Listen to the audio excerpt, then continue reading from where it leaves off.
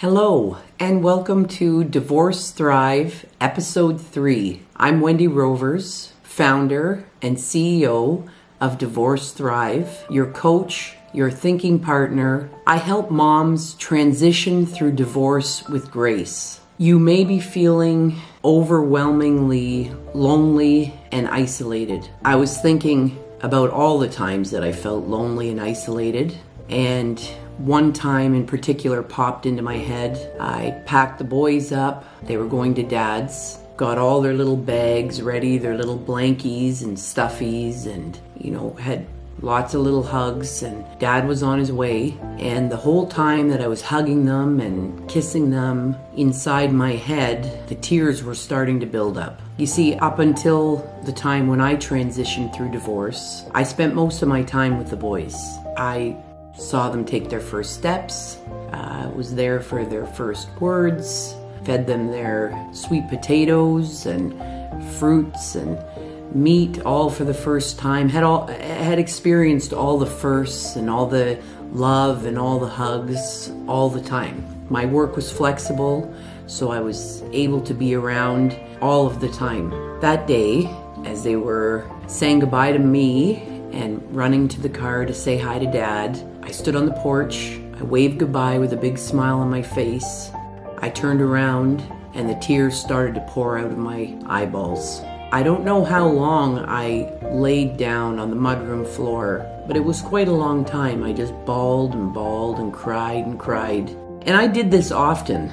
I really missed them when they left. I knew they needed to spend time with Dad just as much as they needed to spend time with me, but I missed them a lot. So I needed to do something about this. I needed to be more productive on the times that they weren't there with me. I needed to stop feeling so lonely. And I did a lot of reading. But the one thing that really helped me out personally, there were many things that I did to help myself along the way. I worked with a coach. I worked with a therapist. I did a lot of reading. I began meditating. I journaled.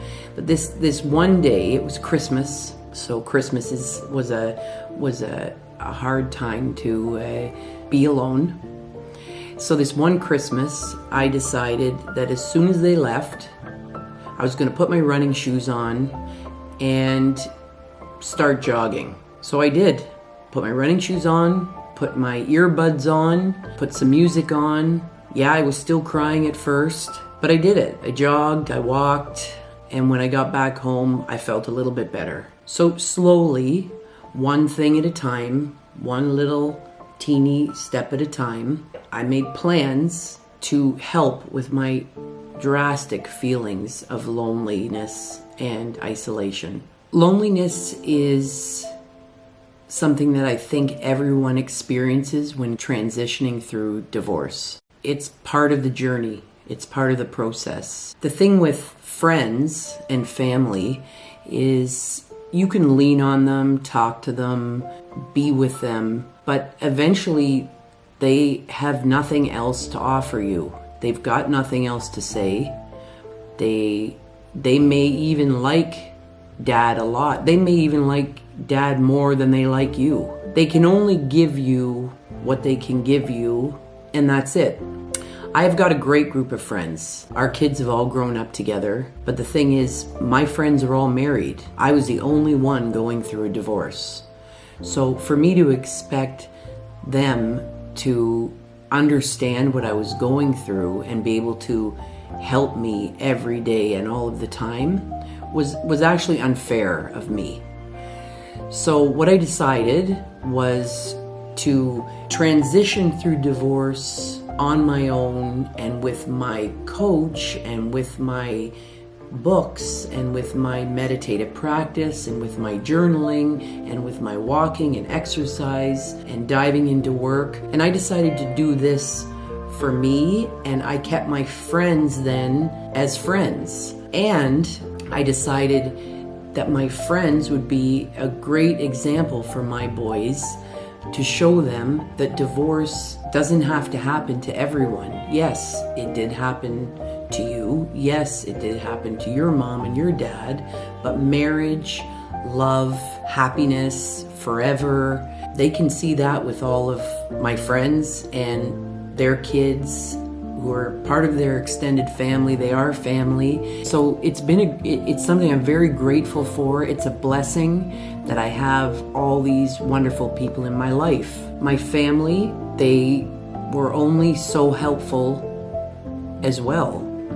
My parents gave me what they could give me, but it wasn't enough to help me work through and transition through divorce in the best way that I could for myself and my family. I think a real shift happened when I became aware of loneliness and isolation in my life, and I decided that I needed to do something about it. This is not about how you feel. If you're feeling isolated and lonely, I understand that. I get it. I've been there. You may not feel like going for a walk. You may not feel like journaling. You may not feel like exercising. You may not feel like joining a meetup group. But guess what? That is the first step. You will have to do something that is a little bit uncomfortable. Do something that is a little bit scary if you want to make shifts in your life. So that's it. Go for a walk. Give yourself permission to sit quietly on a bench or in your closet and get in touch with what I call the wise her. She's down there. She knows what is best for you. She's speaking to you all of the time. The thing is, you might not be listening. You might not be slowing down enough to be able to hear her. Give yourself that permission. Give yourself that permission to take the time to listen and to know what is best for you. Maybe it's journaling. Just start writing. Write down a couple things that you'd like to do tomorrow, a couple things that you'd like to do today. What are your dreams? What are your hopes? What are your goals? What do you want your family to be? What work do you want to do? What do you want? Just start writing some things down. Write a poem. Write a little story. That's a great thing to do. Join a meetup group. Meet some new people. You never know, you might make a new friend. You know, it's funny how loneliness and isolation, especially today with all the social media, Netflix, everything's so accessible, yet people are still lonely and feeling still isolated, and just know you are not alone. You could pick up a book, learn something new, sign up for a course.